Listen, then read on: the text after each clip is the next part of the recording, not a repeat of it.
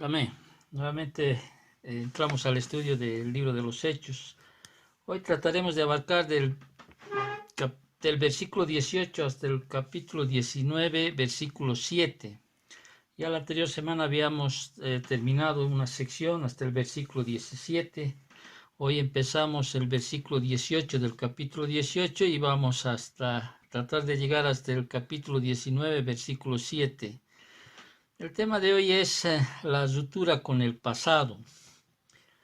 Breve antes de entrar al estudio, realmente cuántos de nosotros siempre tenemos que sobrellevar una transición en cualquier área de nuestra vida, ya sea en nuestra creencia misma, en nuestros hábitos, en alguna actividad de trabajo, etcétera. Siempre tenemos que aprender y entender que tenemos que romper con nuestro pasado para que tú puedas entender, quizá en el aspecto espiritual, más a cada uno de nosotros. Creo que la mayoría de nosotros no nació en cuna de cristianos o de familias cristianas, de padres o madres cristianas.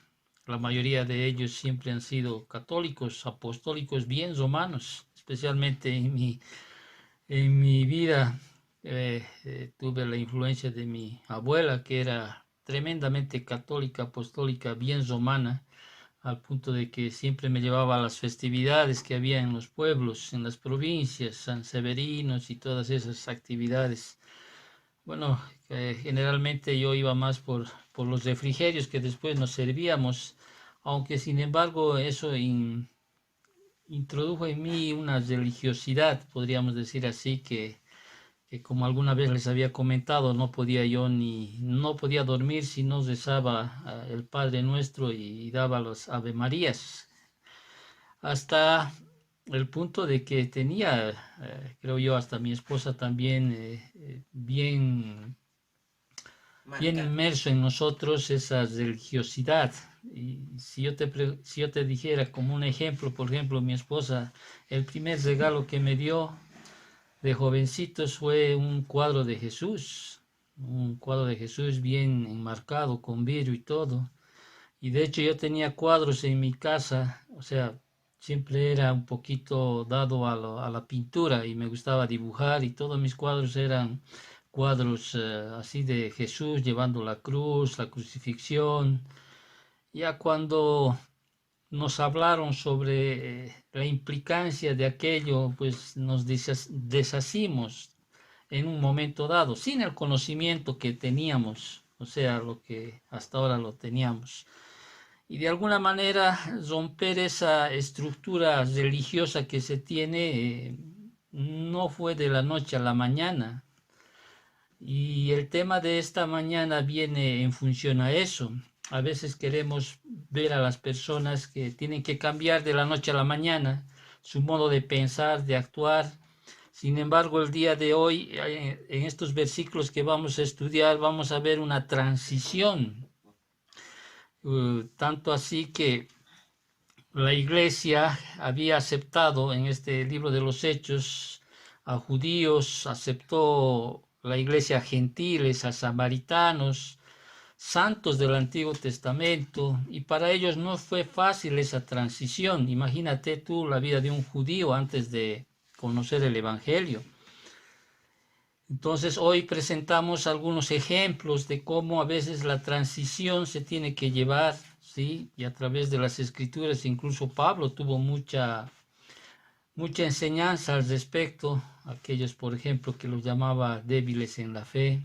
Sin embargo, Pablo también tuvo que pasar una transición de ser aquel judío de judíos, o sea, fariseo de fariseos, podríamos decir así, un hombre ilustre en el Antiguo Testamento. Hoy vamos a ver cómo hay una transición a través de tres ejemplos. Vamos a ver a través del mismo Pablo como ejemplo de transición que tuvo que pasar.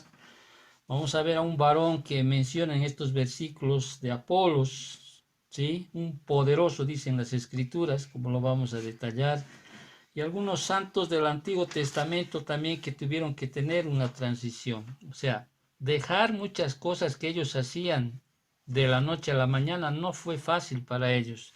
Tuvo que haber mucho conocimiento para que ellos puedan romper esa ruptura con el pasado. Entonces, y eso pasa también en nuestra vida, en aplicación a nuestra vida cotidiana. A veces, por ejemplo, las personas que se jubilan tienen que, tienen que lidiar con esa transición de ser activos en un trabajo a estar quizá ya no activos en el trabajo, y muchas veces es traumático para algunos de ellos. Es menos para aquellos que les gustan las enseñanzas de la palabra, porque a través de aquello ellos vuelcan todo ese tiempo al estudio, y eso es bueno. Pero sin embargo siempre lidiamos con transiciones. De un solterío a un matrimonio es toda una transición, a cambiar los hábitos que se tiene cuando uno es soltero, y juntarlos con otro que de alguna manera piensa diferente, que es de diferente crisol, podríamos llamarlo así.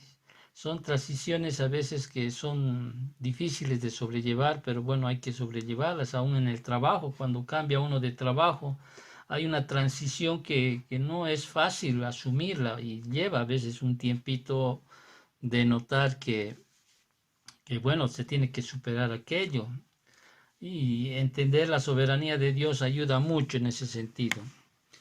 Entonces, dicho esto, hoy el tema es la ruptura con el pasado. Ya habíamos manifestado, o conocimiento nuestro ya es de que, aunque la obra expiatoria de Jesucristo inauguró el nuevo pacto, los creyentes judíos de la iglesia primitiva tardaron en abandonar por completo sus prácticas ceremoniales del antiguo pacto, que veneraban y seguían obedientemente. Recordarás, tenían ellos leyes, las leyes ceremoniales, las leyes civiles, que ellos practicaban, sí, y no solo la practicaban, la veneraban y trataban de obedecerlas al pie de la letra.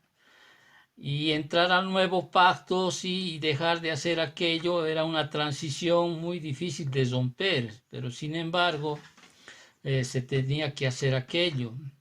En el libro de Hebreos, por ejemplo, contiene toda la teología de esa transición, mostrando la superioridad de Cristo a todo el mundo y en todo lo relacionado con el Antiguo Testamento. Dios mediante, si Dios quiere, como dice en su palabra, algún día podamos nosotros desarrollar este libro. Pero reitero, el libro a los Hebreos contiene toda esa teología de transición que muestra la superioridad de Cristo, ¿sí?, en todo lo relacionado al Antiguo Testamento. Sin embargo, el libro de los Hechos que estamos estudiando en estas semanas narra el resultado histórico de la transición, o sea, cómo una nueva entidad que entraba a la etapa de la historia redentora.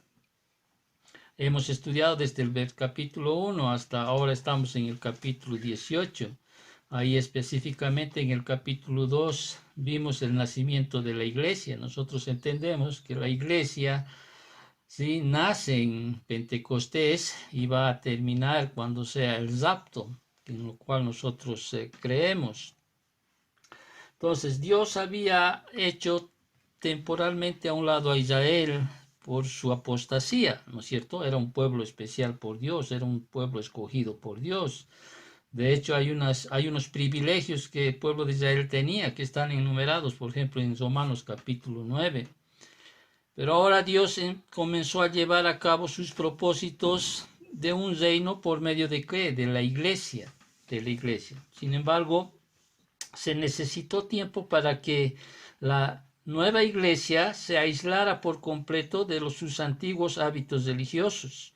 Por eso Hechos capítulo 10, capítulo 11, capítulo 15 habla sobre aquello, ¿sí? Sobre cómo se debe romper esas ceremonias, esas observancias que el antiguo pacto traía, porque hemos pasado al nuevo pacto. Por ejemplo, no es sorprendente que hasta los apóstoles, reitero, los mismos apóstoles tuvieron la dificultad en despojarse de antiguos patrones y exigencias y hacer esa transición. Recordarás tú en el capítulo 2, por ejemplo, en el versículo 46, encontramos que la iglesia aún se reunía, por ejemplo, en el templo. De hecho, en el capítulo 3 de Hechos vemos una muestra de cómo Pedro y Juan aún estaban observando los tiempos prescritos para la oración, porque ellos iban a la oración a la hora tercera, a la hora sexta, a la hora novena, ¿sí? Ellos todavía estaban inmersos, podríamos decir así, en esos tiempos en cuanto el judío hacía. Más adelante, incluso Pedro en el capítulo 10, después incluso de un tiempito, Pedro, por ejemplo, se resistía a abandonar las regulaciones dietéticas. Te acordarás, tuvo que el Señor hablarle a través de un éxtasis, una visión para decirle lo que tenía que romper aquella estructura que él tenía todavía en su conocimiento. Incluso tú ves como en el capítulo 11 de Hechos, los creyentes judíos, incluso otros apóstoles, les sorprendió que Pedro, por ejemplo, violara la costumbre judía de comer con gentiles, dado que no era dado para un judío comer con un gentil.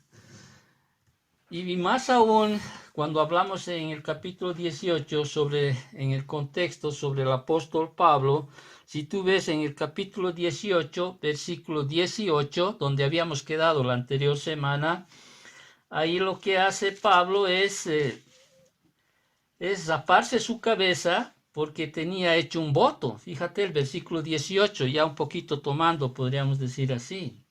Mas Pablo dice, habiendo sido detenido aún muchos días allí, después se despidió de los hermanos que navegó a Siria, y con él Priscila y Aquila, habiéndose rapado la cabeza en Cencrea, porque tenía hecho voto. Ahora, cabe señalar, o sea, que el apóstol Pablo, ¿sí? El apóstol a los judíos hizo 2 veces un voto judío. Si tú te vas, por ejemplo, a Hechos capítulo 21, el versículo 26, aquí vemos otra observancia del apóstol Pablo, 21-26, dice así: entonces Pablo, dice, tomó consigo aquellos hombres y al día siguiente, dice, habiéndose purificado con ellos, entró en el templo para anunciar el cumplimiento de los días de la purificación, cuando había de presentarse la ofrenda por cada uno de ellos. Entonces, tenemos que recalcar que el Señor a veces fue paciente en esa transición. Entonces, igualmente instó a los creyentes a entender que a quienes aún todavía observaban las leyes del Antiguo Testamento, no se les debía incitar hacia cierta libertad que violara sus conciencias o les hiciera entrar en condenación personal. Si uno va, por ejemplo, a a Romanos capítulo 14, específicamente, del capítulo 14, del versículo 1 hasta el capítulo 15, versículo 6, ahí habla, por ejemplo, de los hermanos débiles en la fe, y este tema que es un tema incluso de la instrucción de Pablo a los romanos, y ahí había toda una situación en la cual Pablo tiene que hablar, ¿sí?, sobre algunos que estaban temerosos de pasar esa transición, de dejar esas costumbres o dejar esas ceremonias, ese miedo, por ejemplo, en este caso a comer, por ejemplo, carne que estaba dedicada a los ídolos, y al final Pablo tuvo que decir, y yo te insto esto a que tú lo leas desde el versículo 1 del capítulo 14 hasta el versículo 6 del capítulo 15, tuvo pues que decirles, porque el reino de Dios no es comida ni bebida, sino justicia, paz y gozo en el Espíritu Santo, y que aquel cristiano o el hermano que sea maduro ya en la fe, o sea, que sea fuerte en la fe, pues tenía que recibir al débil en la fe y no condenar sobre la situación que todavía el débil en la fe estaba sosteniendo. De hecho, hasta ahora muchas veces muchos cristianos tienen miedo, como digo a veces, para que tú entiendas en nuestro lenguaje que hablamos, ¿no? Tienen miedo hasta comer un rosquete, por ejemplo, de alguna festividad. Y bueno, entendemos, ¿no? Y decimos que todo lo que no proviene de fe, pues es pecado, ¿no? O sea, si todavía hay en ti todavía no hay una libertad en Cristo de hacerlo, pues todavía hay condenación, o podríamos decir un sentimiento de que estás pecando al hacerlo, pues no lo hagas, ¿no? Y Pablo va a enseñar no solo a los romanos, a los corintios, va a enseñarles más adelante, ¿no? Que hay que también tener un poco de paciencia en esa transición. Ahora, obviamente esto no tiene que ser pues hasta que vaya a la presencia del Señor. El conocimiento de la palabra tiene que traerte libertad plena en Cristo Jesús, no para hacer lo que quieras, obviamente, no para pecar eh, porque abunde la gracia. No, Pablo también va a enseñar a esto a la iglesia de los romanos. Entonces, la costumbre de Pablo incluso era que cuando entraba a una ciudad, por ejemplo, era predicar primero a dónde? El evangelio a los judíos, ya habíamos establecido eso, ¿no? Muchas veces. Y lo hacía en el día de reposo. ¿Sí? Tan común era esta asociación que inicialmente los romanos vieron al cristianismo, como habíamos dicho la anterior semana, como nada más que una secta dentro del judaísmo. Es por eso que Galión, lo que habíamos estudiado la anterior semana, se negó a pronunciarse en el caso de los judíos contra Pablo, declarando que se trataba de una disputa interna del judaísmo. Lo vimos en la anterior semana, en el capítulo 18, versículos del 12 al 15. Entonces, en el texto de Hechos capítulo 18 al capítulo 19, versículo 7, está vinculado por tres ejemplos de aquellas personas inmersas en esta transición del antiguo al nuevo pacto. Y el primer ejemplo que nos muestra, o del cual vamos a estudiar, es de la persona que está inmersa en esta transición del antiguo pacto al nuevo pacto, es pues el mismísimo apóstol Pablo, ¿sí? Vemos aquí Pablo en transición. Y habíamos dicho, donde habíamos quedado en el versículo 17, vámonos a Hechos, capítulo 17 en tu Biblia, espero que esté tu Biblia en mano tuya, habíamos terminado el 17, ¿no? Y ahí vimos cómo después de que Galión se había negado a pronunciarse en el caso que se le presentó, ¿no es cierto? Entonces todos los griegos, apoderándose de Sóstenes, principal de la sinagoga, le golpearon delante del tribunal, pero a Galión nada se le daba de ello. La resolución favorable de Galión, de lo cual hemos estudiado, le permitió a Pablo quedarse aún muchos días en Corinto, ¿te acuerdas? Estaba en Corinto. Sin embargo, al menos finalmente sintió la necesidad de regresar a Palestina. Y el versículo 18 dice, más Pablo dice, habiéndose detenido aún muchos días allí, gracias a la resolución que tuvo Galión, ¿no? Después se despidió de los hermanos y navegó a Siria. Y con Priscila y Aquila, habiéndose rapado la cabeza en Cencrea, porque tenía hecho voto, o sea, tenía hecho voto, tenía un compromiso que Pablo había hecho. Vamos por partes. Que se sintiera la libertad de invitar a que le acompañaran Priscila y Aquila muestra que había ya otros líderes que habían surgido dentro de la iglesia ya en Corinto, tales como los reconocemos más adelante, Gayo, Sóstenes, Estéfanas y Crispo. Y el hecho de que Priscila y Aquila dejaran su negocio para ir con Pablo indica pues una lealtad y una devoción hacia Pablo, porque no es fácil dejar un trabajo, una labor para seguir en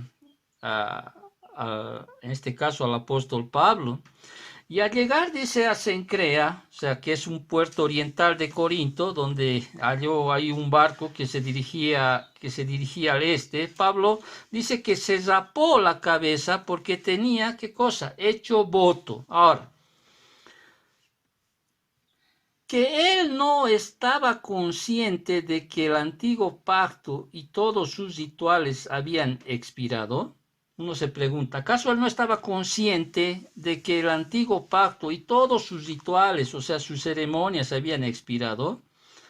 Es muy desconcertante, ¿no es cierto?, o leer esta parte que Pablo, o sea, pese que le habían rogado incluso que se quedase, él dijese, no, o sea, yo necesito ir a Jerusalén, o sea, necesito porque tengo un voto hecho, o sea, una, un pacto que está dentro del antiguo pacto. Él había sido realmente criado de acuerdo a las más estrictas normas de la fe judía. Entonces uno podría decir, al dar, cuál sería la explicación por la cual Pablo hizo aquello, ¿no? O sea, ¿cuál fuera la situación? ¿Por qué Pablo tuvo, conociendo o estando consciente, podríamos decir así, de esa transición que tiene que haber del antiguo pacto al nuevo pacto, aboliendo ceremonias y rituales, pues Pablo incluso dejó el ruego de que se quedasen para que le siga enseñando y él dijo, no, tengo yo hecho un pacto. Ahora, después de volverse cristiano, o sea, Pablo se dio cuenta de la inutilidad de todos los esfuerzos de la salvación personal a través del ritual, de la tradición, legalismo, sinceridad y bondad externa, comparados con la verdadera justicia y el verdadero conocimiento de Dios que viene al conocer a Cristo. Entonces, ¿qué pasó? Y ahí estamos viendo, recuerda, ahí había una transición que no solo es para nosotros, es una transición que tuvieron los mismos apóstoles. Pedro mismo tuvo que pasar esa transición, esa ruptura con el pasado, esa ruptura con las creencias que tenía. Entonces Pablo, reiteramos un poquito, haciendo un análisis de por qué, o sea, que ¿acaso él no estaba consciente de que el antiguo pacto y todos sus rituales habían expirado? O sea, con el nuevo pacto. Entonces, y hacer a veces un estudio, reitero, nos tenemos que estudiar de alguna manera para dar una respuesta, que quizá a veces no es muy clara, pero bueno, entendemos un poquito en el estudio que tenemos y en los escritos que tenemos, incluso en las cartas, en las epístolas. Vemos que Pablo, por ejemplo, él poseía, por ejemplo, un verdadero amor por la ley de Dios en las Escrituras. De hecho, Pablo siempre mantenía que la ley, o sea, el Antiguo Testamento, por ejemplo, para él era buena, ¿no? Por eso, por ejemplo, en Romanos capítulo 7, versículo 12, dice así que, hermanos, deudores somos, no a la carne, para que vivamos conforme a la carne, perdón, me estoy en el versículo 12, ¿sí? En el versículo 14, ahí en la carta a los romanos, dice,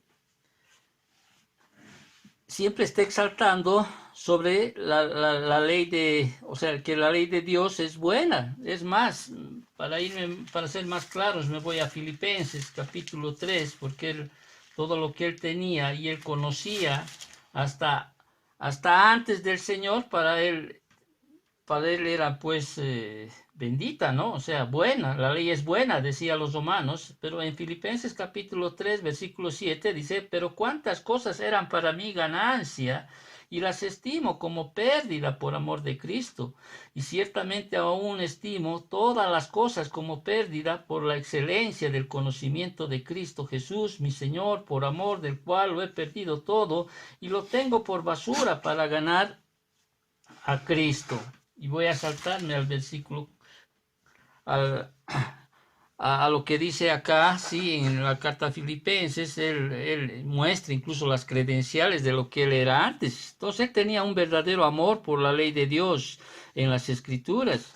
Aún él tenía de alguna manera una influencia en su herencia judía.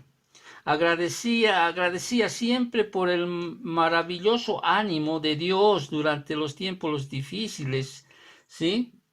Y usaba siempre las escrituras. Entonces, es natural que hubiera pensado de una manera típicamente judía al hacerlo. Ahora, entonces, Pero sin embargo, no se halla todavía una respuesta. Es por qué, ¿sí? Si él estaba consciente de que el antiguo pacto, ¿sí? Ya había pasado, ¿sí? Él seguía manteniendo algunas cosas todavía del antiguo pacto y no así del manifestar las cosas nuevas del nuevo pacto. No sé si me estás entendiendo. Entonces, el voto que Pablo hizo fue un voto nazareo que se llama.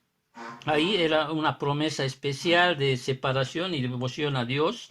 Era un voto temporal de separación o consagración a Dios. Era una práctica común de la época para sellar una promesa o compromiso religioso.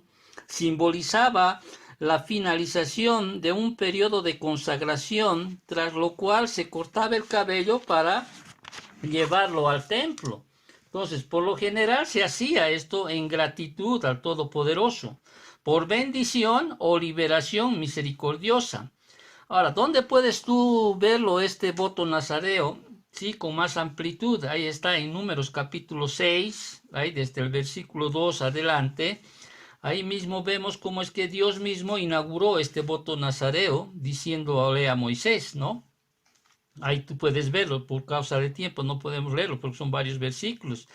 Pero entendemos que este voto era por un periodo específico. Generalmente era un mes, aunque vemos algunos ejemplos, por ejemplo, como Sansón, Samuel, Juan el Bautista, sí, que fueron nazareos de por vida, o sea, ellos de por vida tuvieron este voto nazareo, Nazarenos. ¿no?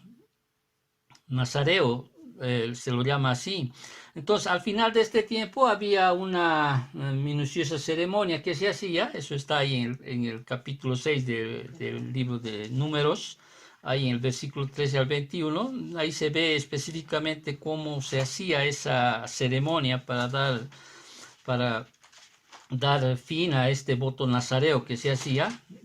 Y en la época de Pablo, bueno, se disponía que quienes estuvieran fuera de Jerusalén, o sea, al término de su voto, se raparan la cabeza como hizo el apóstol y al cabo de 30 días presentaran el cabello en el templo.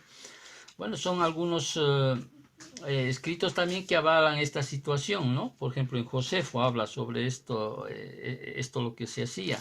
Entonces, la frase acá que tenemos que considerar en este versículo 18, porque tenía hecho voto, indica un proceso que aún no se había completado. Eso se requería que Pablo llegase a Jerusalén. Caramba, quizá en la aplicación me gustaría usarlo esto para que usted pueda entender cuán serio se lo tomaba Pablo para hacer un voto, o sea, para hacer una promesa a Dios, como dice Eclesiastés capítulo 5. Si a Dios haces promesa, dice, no tardes en cumplirla, cumple tu promesa. Y cuánto me encantaría que los matrimonios realmente cuando van al altar y, y ahí el ministro que les casa, siempre les dice en las buenas, en las malas, en la salud, en la enfermedad, etcétera, etcétera. Y realmente muchos hacen una ceremonia así y ponen delante como juez, o sea, como mediador, podríamos decir, a Dios. Pero sin embargo no tardan en romper esa promesa, muchos de ellos, ¿no? Y aquí, pero Pablo dice un voto, hizo una promesa, ¿sí? Ahora, no nos dice específicamente por qué esa reunencia, o sea, por qué esa firmeza de cumplir ese voto. Ahora, muchos alegan quizá por aquello que había pasado en versículos anteriores, como agradecimiento a Dios, había hecho quizá una promesa a Dios en este caso. Sin embargo, aquí vemos todavía a un Pablo, a un apóstol, que está en transición, podríamos decir así. ¿Ok? Más allá de aquello no podríamos nosotros establecer, ¿sí? Establecer, pero sí después, mediante las cartas que escribió más adelante, vemos que esa transición pues llegó en algún momento a ser más claro en su vida, ¿sí? Al punto de dar incluso cartas, ¿no? Para instrucción, para tanto a los romanos, a los corintios mismos, ¿no? En cuanto a la transición que se ve y se debe romper. Entonces, como siempre, hay una transición, reitero, que es a veces difícil de dejar, ¿sí? Es difícil de dejar de la noche a la mañana, hay que tener paciencia. Cristo tuvo paciencia aún con sus apóstoles, como habíamos reiterado, hemos visto en el libro de los Hechos que tuvo paciencia con Pedro en algún momento, con Pablo y seguramente con los otros apóstoles, porque de la noche a la mañana ellos no iban a dejar muchas cosas que el antiguo pacto mostraba, porque ellos habían sido criados de alguna manera. Entonces, pero yo sé que me estás entendiendo el contexto de los versículos que estamos estudiando. Bueno, por lo menos entiendo aquello. Vámonos al libro de los Hechos y seguimos el versículo 19, porque ahí, después de haber cruzado el mar Egeo, Pablo y su grupo llegaron a Éfeso. Versículo 19 dice, y llegó a Éfeso, ¿no?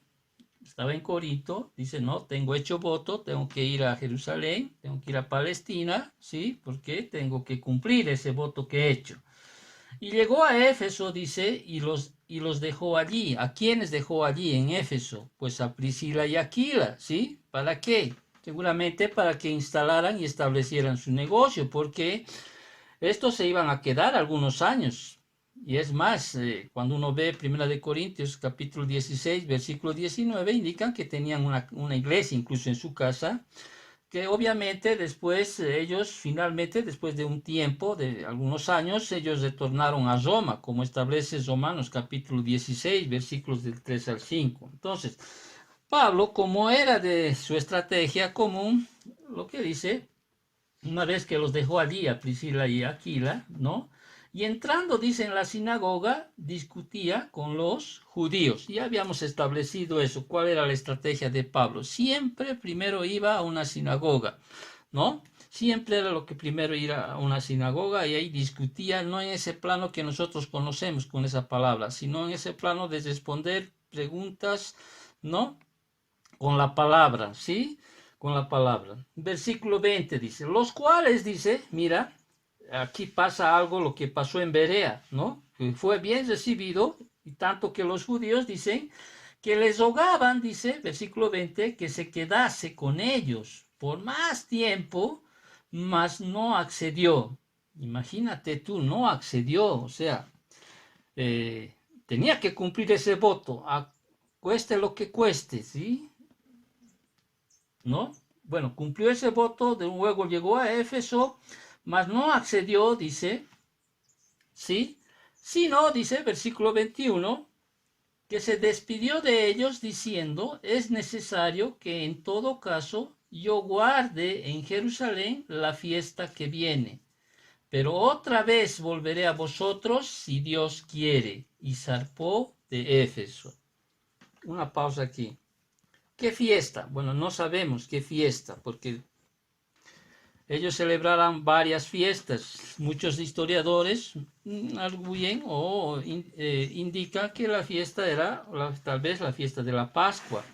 Sin embargo, no nos dice aquí cuál es la fiesta, pero el apóstol dice, no accedió, dice, ¿sí? Seguramente con mucho pesar, no accedió a quedarse, sino les dijo que volveré si Dios quiere, es lo que siempre decimos nosotros, si Dios quiere el domingo vamos a seguir reuniéndonos y vamos a seguir aprendiendo la palabra, si Dios quiere. Y bueno, y gracias a Dios, ahí más adelante Dios quiso que volviera a Éfeso. Dios quiso, pero sin embargo, hasta ese momento Pablo no sabía si iba a volver. Entonces, teniendo prisa por llegar a Jerusalén a causa de su voto, ¿no? Como algunos manuscritos griegos añaden que por llegar antes de la fiesta, o sea, quería llegar a esa fiesta de la Pascua, el apóstol no accedió, dice, ¿no? Con mucho pesar, y les dijo, si Dios quiere, dice, y zarpó de Éfeso. Entonces sale de Éfeso. Obviamente no salió así nomás porque dejó consigo a Priscila y Aquila que se quedaran allí, porque ahí ya se establecieron. Y tampoco Priscila y Aquila quedaron solos en ese tiempo, sino que manda a un grande, podríamos decir, un poderoso en las escrituras, que es Apolo, que más adelante lo vamos a estudiar en el versículo 24 adelante. Entonces, al llegar a Palestina, ¿qué hace Pablo? Habiendo, dice, arribado a Cesarea, ahí, versículo 22, perdón, habiendo arribado a Cesarea, dice, subió para saludar a la iglesia. No tenemos mucho más dato que aquello, ¿sí? Quizás saludó a los apóstoles que estaban ahí, a Santiago, a Pedro, no sabemos específicamente, pero él subió, dice, porque bueno, el templo estaba ahí en la subida del monte de Sión, ¿no es cierto? Y luego descendió a Antioquía. Entonces eso nos da certeza de que realmente llegó al lugar que él tenía que llegar.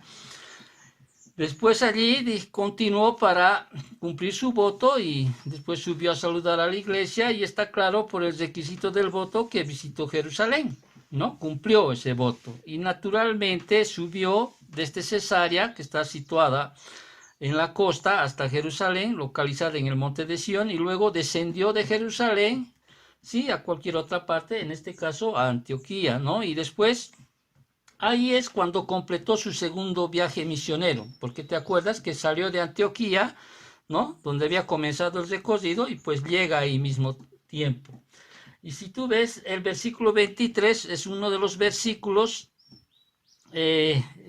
breves, pero que no nos muestra en realidad muchos eventos que el apóstol Pablo hubiera tenido. Porque dice, y después de estar allí algún tiempo, o sea, descendió a Antioquía, y después de estar allí algún tiempo, salió, dice, recorriendo por orden la región de Galacia y de Frigia, confirmando a todos los discípulos. Más o menos 2.400 kilómetros, ¿sí? De recorrido del cual no tenemos nosotros ningún escrito, o sea, no tenemos, o sea, referencias de sucesos o de ese viaje que tuvo el apóstol Pablo. No hay, o sea, ese registro, o sea, no te hay, o sea, y no tenemos ese registro de lo cual pasó. Sin embargo, pues están puestas ahí en el versículo 23. Y el versículo 24, o sea, Lucas hace como un paréntesis, ¿sí? Porque llega, o sea, establece una situación que se da en Éfeso. Ya Pablo está ahí en ese viaje, del cual claramente mucho, o sea, no sabemos acerca de lo que pasó entre el versículo 23 y el versículo 1 del capítulo 19. Entonces Lucas, ¿qué hace? Hace un paréntesis, ¿no? Y antes de continuar con el registro de esa misión, o sea, regresa para relatar lo que ocurrió en Éfeso tras la salida de Pablo y narra la historia de un segundo individuo en transición. ¿Cuál es este segundo individuo en transición? Habla de Apolos, ¿sí? Y vamos a ver aquí a Apolos, o sea, entendiendo que cambia la escena, ¿no es cierto? Cambia cuando la escena cambia a Éfeso, presentas el versículo 24 a un judío llamado Apolos, que es natural de Alejandría, dice. Entonces llegó, dice a Éfeso, versículo 24, un judío llamado Apolos, natural de Alejandría, varón elocuente, poderoso en las escrituras. Ahora, una pausa. Y creo que no voy a acabar el tema de hoy. Una pausa. Aquí empieza a hablar a otro segundo varón, a un santo, podríamos decir así, redimido del Antiguo Testamento, ¿sí? Que no podía todavía llamarse cristiano en ese momento, por lo que vamos a estudiar. Y aquí vemos a un Apolos, ¿sí? Del cual es digno de imitar, ¿sí? Del cual podríamos sacar algunas aplicaciones para nosotros, que los cuales podemos imitar y buscar imitar. De eso se trata, no solo de estudiar la historia de la iglesia, la historia de los hechos de los apóstoles, sino también de sacar aplicaciones para nuestra vida. Y en este caso vamos a utilizar, así como utilizamos ese matrimonio de Aquila y Priscila con algunas virtudes que manifestaban como matrimonio, también vamos a de alguna manera hacer un breve estudio y vamos a sacar algunas virtudes de este varón, ¿sí? Para que nosotros podamos de alguna manera imitar aquello, si es posible en lo poco o en lo mucho, pero tratar de imitar lo que este varón es. Este varón aquí en el versículo 24 hasta el versículo 28, del cual trata aquí a Apolos, ¿sí? Una de las virtudes aquí que es llamado poderoso en el estudio. Ahí el versículo 24 dice que es natural de Alejandría, varón, dice, elocuente, poderoso en las escrituras. Y de hecho es el único que es llamado en el Nuevo Testamento con esta palabra poderoso, ¿sí? Es una palabra dunatos, o sea, que viene de dunamis, ¿te acuerdas? Y de ahí trasciende a lo que es, conocemos nosotros como la dinamita, un poder encapsulado, ¿no? Era, de alguna manera, cuando se le dice aquí que era poderoso, están hablando de que era un hombre, ¿sí? Capaz, competente, bien versado, conocedor, competente. Y no solo implica aquí conocer, sino obedecer. Era el único, vuelvo a reiterar, llamado poderoso en las escrituras, era Apolos. Obviamente Jesús es el más poderoso que todos, ¿no? Pero este es llamado y dice es poderoso en el estudio, ¿sí? Es un poderoso, dice, en las escrituras. Y cuando aquí se habla o se hace referencia a las escrituras, se está haciendo siempre referencia al Antiguo Testamento, ¿sí? Y eso vamos a constatar más adelante, porque Pablo... O sea, más adelante vamos a ver cómo es que él reconoce, ¿sí? Que solamente conocía hasta el bautismo de Juan. Pero sin embargo era poderoso en las escrituras y eso implica que así tendría que ser diligente y estudioso en las escrituras, específicamente en el Antiguo Testamento. Es elocuente, dice este varón, ¿sí? O sea, es culto, es educado, del griego logios, que implica o puede significar un hombre de palabras, un hombre de ideas. O sea, es un hombre poderoso en el servicio, porque si tú vas siguiendo el versículo 25, dice, este había sido instruido en el camino del Señor y siendo de espíritu fervoroso, o sea, dispuesto, o sea, es un hombre... eh, que tenía un alma ardiente con un entusiasmo por las cosas de Dios. Eso no es digno de imitar, ¿no es cierto? Amén. Deberíamos pedirle al Señor realmente que Amén. nos dé ese espíritu fervoroso para servirle al Señor. Si para el mundo a veces dejamos todas nuestras energías, nuestras grasas, ¿sí? ¿Cuánto más sería dejar nuestras fuerzas para el Señor? O sea, él hablaba, dice, y enseñaba diligentemente, sí, cuidadosamente, con precisión, sí.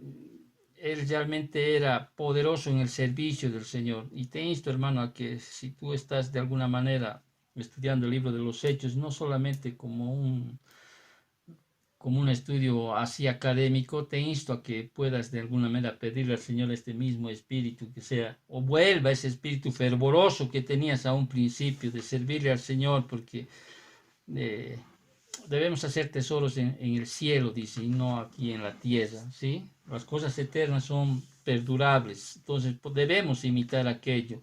Ahora, que Apolo sea instruido en el camino del Señor, pues lo vamos a estudiar más adelante, qué implica aquello, ¿sí? Sin embargo, solamente estoy sacando esas virtudes en aplicación que nosotros debemos imitar al ver a este varón, ¿sí?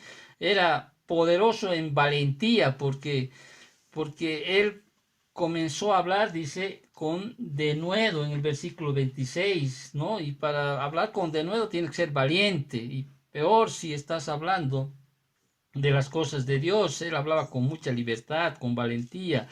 De hecho, no cualquiera que hablaba con denuedo las cosas del Señor, los caminos del Señor, todo aquello no pensaba en su bienestar, sí, sino que pensaba en los demás, en lo concerniente al Señor, enseñaba él diligentemente, sí, tenía un celo realmente que era traducido en acción, no solo hablaba, sino que él también lo hacía, era poderoso en humildad, porque fíjate el versículo 26 dice, pero cuando le oyeron Priscila y Aquila, dice, le tomaron aparte y le expusieron más exactamente el camino de Dios. O sea, aquí donde dice que es poderoso en humildad, tuvo que ser poderoso en humildad para que pueda ser enseñado por un fabricante de tiendas y su esposa, ¿sí?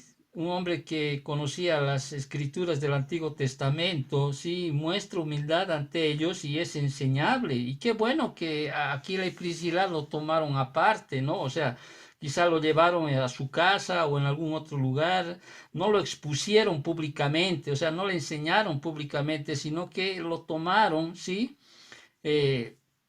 los separaron en algún momento para enseñarles, sí, más exactamente el camino de Dios. ¿Sí? ¿Por qué?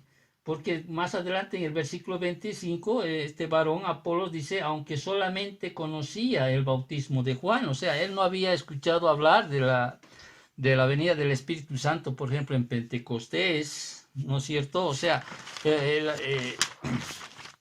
Apolos, o sea, todavía le faltaba conocimiento eh,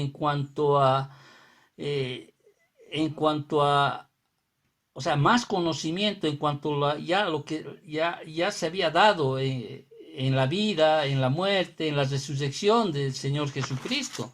Entonces, tenía todavía que comprender, tenía que tener una comprensión completa del Evangelio para que tú me entiendas. De hecho, podríamos entender que todavía no entendía el significado de la muerte y la resurrección de Cristo.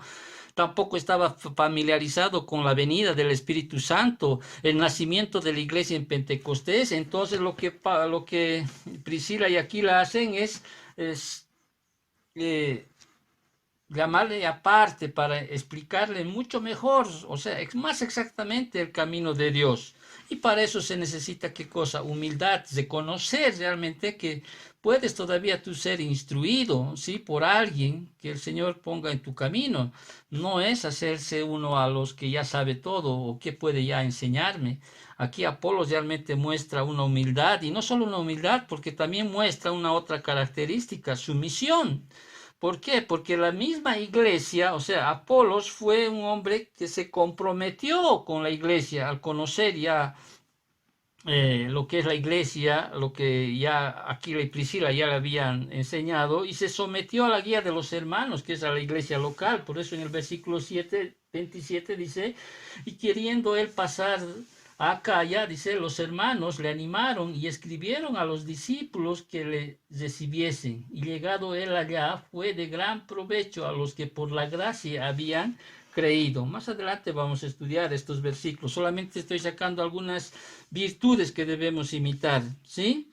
Ya a partir del conocimiento que Priscila y Aquila le dan más exactamente sobre lo que es los caminos de Dios, o sea, ya él empieza a ser más poderoso en Cristo. Por eso el versículo 28 dice, porque con gran vehemencia refutaba públicamente a los judíos, demostrando por las escrituras, ahora ya demostrando que Jesús era el Cristo, ¿sí? O sea, que él ya servía en la línea de la palabra de Dios, que sirve conforme a la Biblia. Demostraba por las escrituras que Jesús era el Cristo, que Jesús era el Mesías. Entonces, habiendo estudiado esto, algunas virtudes, sí, ahora sí estamos entrando, ¿no? Estamos viendo y tenemos que ver esa transición que tuvo Apolos que pasar. Entonces, volvamos entonces al versículo 24. Reitero, solamente saqué algunas virtudes como aplicación en la cual nosotros debemos imitar. Debemos realmente ser poderosos en el estudio. ¿Qué implica eso? Reitero, el estudio de la palabra es nuestra principal fuente de vida, ¿sí? Que nosotros debemos arraigar, o sea, poner en nuestra mente. Como le dijo Pablo a Timoteo, procura con diligencia presentarte ante el Dios aprobado, que usa bien la palabra de verdad, ¿sí? El Señor te escogió, ¿sí? Para que tú puedas predicar el Evangelio, ¿sí? Entonces, debemos realmente ser esos varones, esas mujeres de Dios, ¿sí? Que debemos ser de espíritu fervoroso, ¿sí? Servirle. ¿Sí? Si tú de alguna manera has dejado aquello, como dice la misma carta después a la iglesia en Éfeso, vuelve a tu primer amor, ¿sí? Pide al Señor, Señor, o sea, dame nuevamente ese espíritu fervoroso, que realmente arda, o sea, ardiente o con mucho entusiasmo para servir en las cosas de Dios. ¿Sí? Y habla la palabra allá donde Dios te mande, ¿sí? Pídele, Dios no nos ha dado, dice, espíritu de cobardía, sino de amor, no nos ha dado espíritu de temor, sino de amor y de dominio propio, ¿sí? De poder, de amor y de dominio propio, ¿sí? Y siempre sé abierto a que puedas aprender más del Señor, siempre. y sujétate siempre a las cosas del Señor ahí en la iglesia donde Dios te ha puesto, porque eso va a hacer que vas a ser como un instrumento para edificar la iglesia, así como este santo redimido del Antiguo Testamento, ¿sí? Que es Apolos. Apolos. Entonces, estamos estudiando Apolos en transición, ¿sí? Y volvemos al versículo 24, ¿ya? Luego de haber mencionado el versículo 23 de algunos eventos que no conocemos del apóstol Pablo, y habíamos dicho que Lucas aborda ya a un nuevo personaje, que es Apolos, ¿sí? Y como Apolos llega a Éfeso, ¿sí? Y habíamos dicho, es un judío llamado Apolos, natural de Alejandría, varón elocuente, poderoso en las escrituras, ¿sí? Ahora, que él hubiera sido instruido en el camino del Señor, algunos indican que eso podríamos también nosotros explicar con mucha sutileza, ¿no? No significa que fuese cristiano.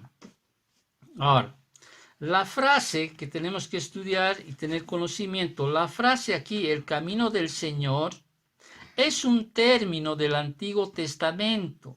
¿Para qué? Para la instrucción en las cosas de Dios. Eso lo puedes ver en Génesis 18, 19, en Jueces 2, 22 y en el Salmo 25, versículo 8 y 9. Ahí. Reitero, la frase aquí, el camino del Señor, fue instruido en el camino del Señor, dice, es un término del Antiguo Testamento para la instrucción en las cosas de Dios. O sea, el camino del Señor entonces era el sendero de normas espirituales y morales que Dios esperaba que su pueblo siguiera. Reitero, el camino del Señor, o sea, en el Antiguo Testamento, lo que significaba, ¿sí? Lo que Apolos había aprendido, ¿sí? Había sido instruidos en el camino del Señor, era el sendero de normas espirituales y morales que Dios esperaba que su pueblo siguiera.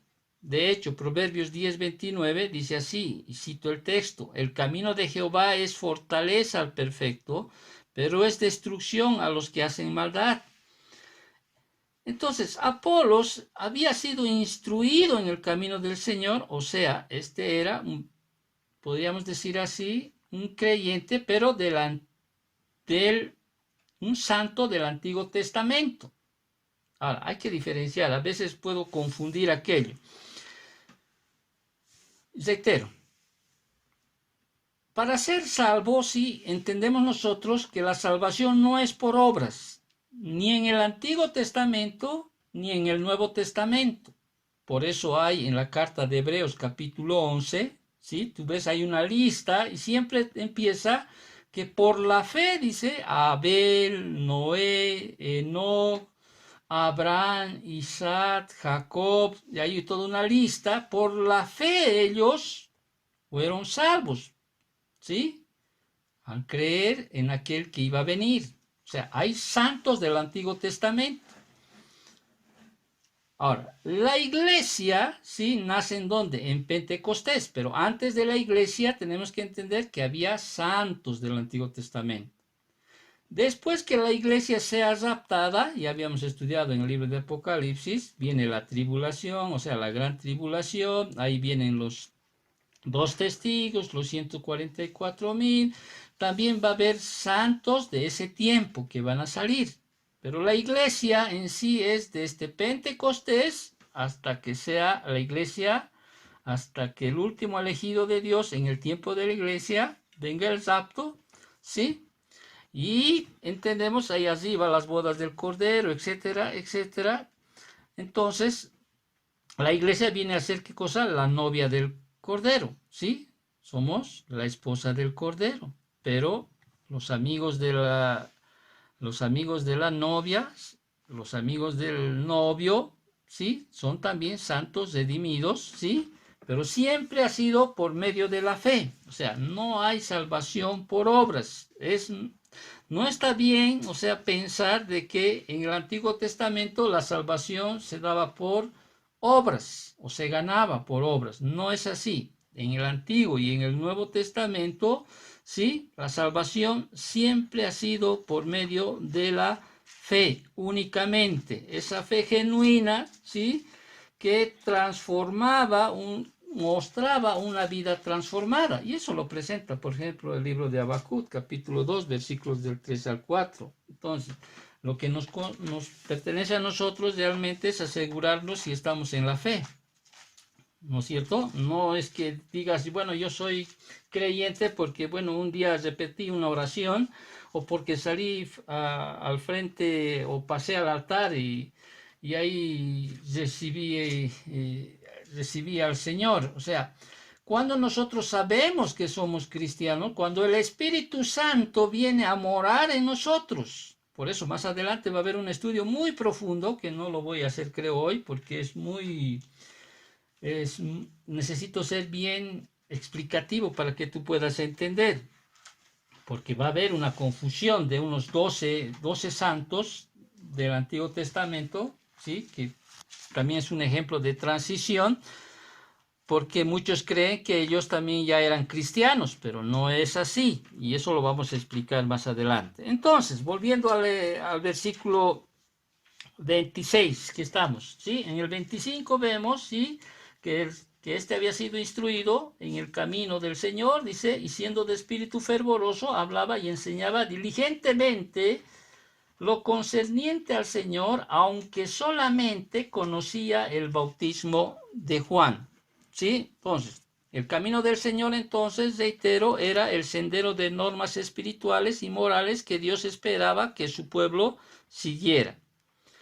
Habíamos visto que este había sido instruido en el camino del Señor, o sea que este era, podríamos decir así, un verdadero creyente, pero no podía llamarse hasta ese momento cristiano. ¿Por qué? Más adelante lo vamos a explicar.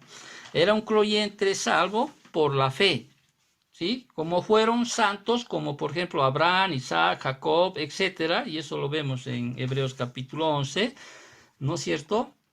Y siempre volviendo a reiterar que la salvación ha sido siempre por fe, únicamente por fe. O sea, es un error pensar que en el Antiguo Testamento se salvaba por obras y en el Nuevo Testamento por fe. No es así. Reitero, tanto en el Antiguo Testamento como en el Nuevo Testamento, la salvación ha sido por fe únicamente. Siempre ha sido por fe únicamente. ¿Sí? Y lo único que tenemos que hacer nosotros es asegurarnos realmente de aquello. Obviamente, si tú estás satisfecho con el pecado y eres apático a las cosas de Dios, deberías preocuparte, como dice Pablo, como dijo Pablo a los Corintios, ¿no? Examínate a ti mismo. Entonces, Apolos combinaba su profundo conocimiento y su elocuencia con un corazón apasionado. Sin embargo, no tenía una comprensión, reitero, completa del Evangelio. Ya solamente conocía, como habíamos leído el versículo 25, el bautismo de Juan. Y el bautismo de Juan era la preparación para la venida del Mesías. Así lo establece Lucas capítulo 1, versículos 16 y 17. Entonces, Apolos aceptó el mensaje de Juan el Bautista acerca de la venida del Mesías. De hecho, instruyó, incluso creyó que Jesús era el Cordero de Dios. ¿Por qué? Porque Juan el Bautista así lo dijo en Juan 1:29. He aquí el Cordero de Dios que quita el pecado del mundo. ¿Te acuerdas? Entonces, creyó que Jesús era el Cordero de Dios y el Mesías. Sin duda exponía con fuerza y persuasión las escrituras que señalaban a Jesús, pero no entendía el significado todavía hasta ese momento, hasta que Aquila y Priscila obviamente le dijesen o le instruyesen del significado de la muerte y la resurrección de Cristo. Tampoco estaba familiarizado con la venida del Espíritu y el nacimiento de la iglesia en el día de Pentecostés. En resumen, quizá para que tú puedas entender, Apolos era un santo redimido del Antiguo Testamento. Era salvo, pero aún no se le podía llamar cristiano. Versículo 26. aunque la enseñanza de Apolos era correcta dentro de sus límites, o sea, dentro de su conocimiento, necesitaba el resto de la historia relacionada con Jesús. Pero cuando le olieron, por eso dice, versículo 26, Priscila y Aquila, le tomaron aparte y le expusieron más exactamente el camino de Dios. O sea, reitero, tuvieron mucho tacto, y vuelvo a reiterar, mucho tacto, Priscila y Aquila, de no instruirlo públicamente a Apolos. Quizá lo hizo en su casa, bueno, no sabemos, ¿no? Pero Aquila y Priscila tuvieron esa disponibilidad, ¿sí? De no callar, sino de instruir a aquel que era llamado poderoso en las Escrituras, ¿no? Sobre instruirle a este varón en lo concerniente a lo que es la muerte expiatoria y la resurrección del Mesías. O sea, ya Apolos tenía todo el cuadro completo, ¿sí? Hasta que Aquila y Priscila pues le enseñan más, dice, mucho más exactamente el camino de Dios. Sí, entonces Apolos, dice en el versículo 27, ya instruido, queriendo pasar, dice Acaya, bueno, sabemos que era la capital de Corinto, ¿no? Y aquí Lucas señala que Apolos fue, dice, de gran provecho a los que por la gracia habían creído, dice. Queriendo pasar a Acaya, los hermanos le animaron, dice, sí, ¿no? Y escribieron a los discípulos que les recibiesen. Él quería ir a Corinto, Apolos. Y llegado allá, dice, fue de gran provecho a los que por la gracia habían creído. Realmente Apolos llegó a ser un hombre grande, ¿no? Dentro de la iglesia de los Corintios, porque te acordarás incluso ahí cuando Pablo escribe la primera carta a los Corintios, ya incluso hay algunos, seguramente, obviamente, Apolos también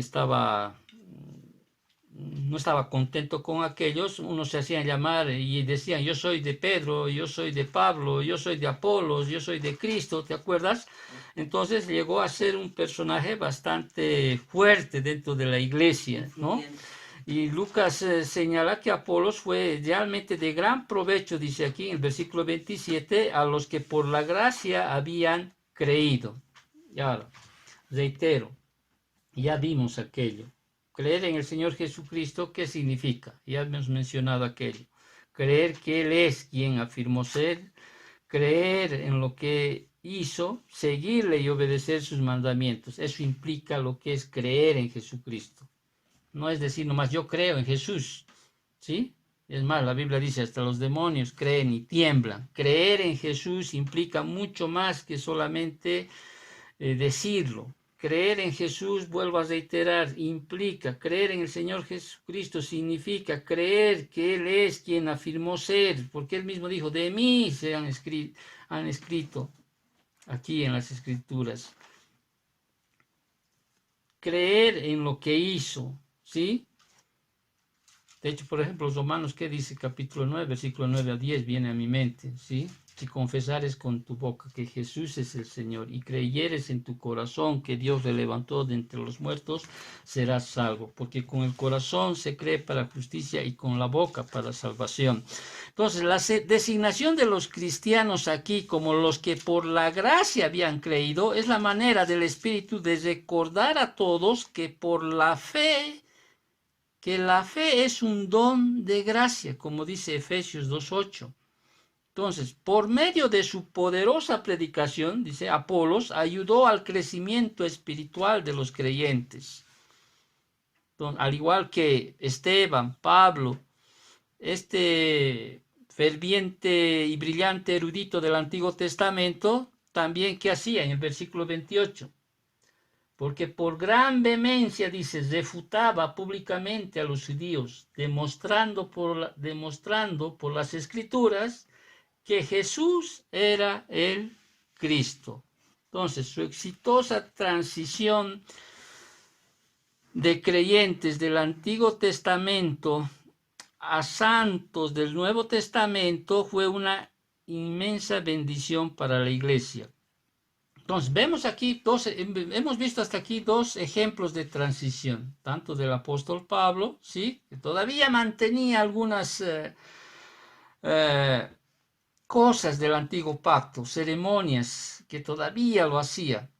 Pero llega, como dijimos, la transición a veces no es de la noche a la mañana, y a veces la transición tiene su tiempo para que con la palabra aclarada, sí, pues de alguna manera después puedas romper con todo ese pasado. Y de hecho hay muchas entre comillas, iglesias, denominaciones que todavía persisten en algunas actividades o cosas del antiguo pacto, que no quieren romper con aquello, pero bueno, habrá que tener paciencia para que en algún momento sí puedan ellos romper con aquello y puedan realmente manifestar lo que el nuevo pacto establece. Y por último, el versículo 19, capítulo 1 hasta el versículo 7, habla de santos del Antiguo Testamento en transición. Y ahí vuelve, ¿no? O sea, tras el paréntesis que describe la conversión y el ministerio de Apolos, Lucas, ¿qué hace? Regresa a la historia de Pablo para su ejemplo final de transición. Y Lucas aquí observa, en el versículo 1, dice, y aconteció que entre tanto que Apolos estaba en Corinto, Pablo, dice, después de recorrer las regiones superiores, vino a Éfeso y hallando a ciertos discípulos les dijo, ¿recibisteis el Espíritu Santo cuando creísteis? Y ellos le dijeron, ni siquiera hemos oído si hay Espíritu Santo. Entonces dijo, ¿en qué pues fuisteis bautizados? Ellos dijeron, en el bautismo de Juan. Dijo Pablo, Juan bautizó con bautismo de arrepentimiento, diciendo al pueblo que creyesen en aquel que vendría después de él, esto es, en Jesús el Cristo. Y cuando oyeron esto, dice, fueron bautizados en el nombre del Señor Jesús. Y habiéndoles impuesto Pablo las manos, vino sobre ellos el Espíritu Santo, y hablaban en lenguas y profetizaban. Eran por todos unos 12 hombres. No voy a entrar a estudiar en esta mañana porque no quiero ir rápido en este tema. Porque aquí la siguiente semana, bueno, ya nosotros conocemos como iglesia, ¿sí?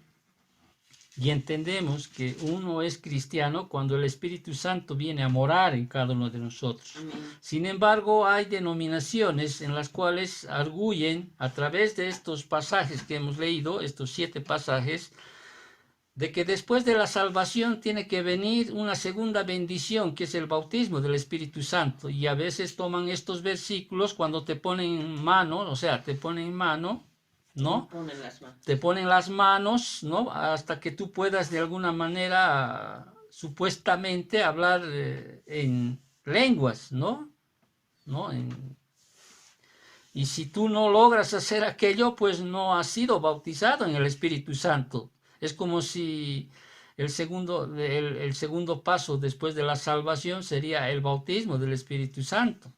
Pero sin embargo tengo que dar detalles al respecto, o sea que esa interpretación es insostenible por varios asuntos o por varias situaciones que no quisiera darlos de manera muy rápida, podría hacerlo, pero me llevaría por lo menos un tiempito, pero quisiera hacerlo con mucha más exactitud para que podamos nosotros más adelante y la siguiente semana, si Dios así lo quiere, ¿sí?, mostrar que tal interpretación es insostenible, ¿sí? Que muchos vemos, la mayoría de las iglesias vemos aquello, ¿no? Y tenemos que explicarla de alguna manera, de una forma un poco más pausada, para que uno pueda después, de alguna manera, en algún momento, entablar ese estudio y pues mostrar de que hay unas interpretaciones que no son sostenibles, que son insostenibles a esas creencias que tienen, que después de ser salvos tiene que venir un bautismo del Espíritu Santo, y si tú no hablas en lenguas, ¿no? Pues no has sido bautizado en el Espíritu Santo, aunque eres salvo, pero no has sido bautizado en el Espíritu Santo, no estás listo para el servicio a Dios. Entonces tenemos que hablar sobre aquellas cosas y pues Dios mediante lo voy a dejar hasta acá para que la siguiente semana entremos directamente a este tema, y lo vamos a hacer a través de ese estudio, de esa transición que nos muestra de estos 12, como dice el versículo 7, ¿no? De estos 12 hombres, ¿no? Del Antiguo Testamento, podríamos decir así, o santos del Antiguo Testamento, que también tienen que entrar en una transición.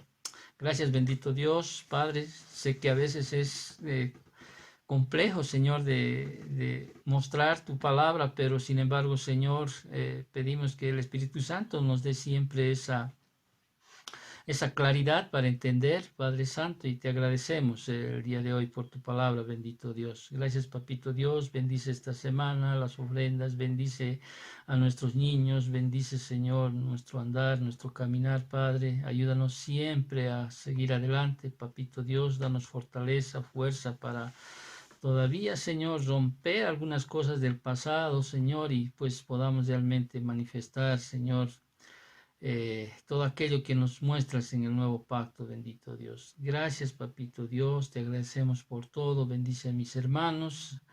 En nombre de Cristo Jesús. Amén.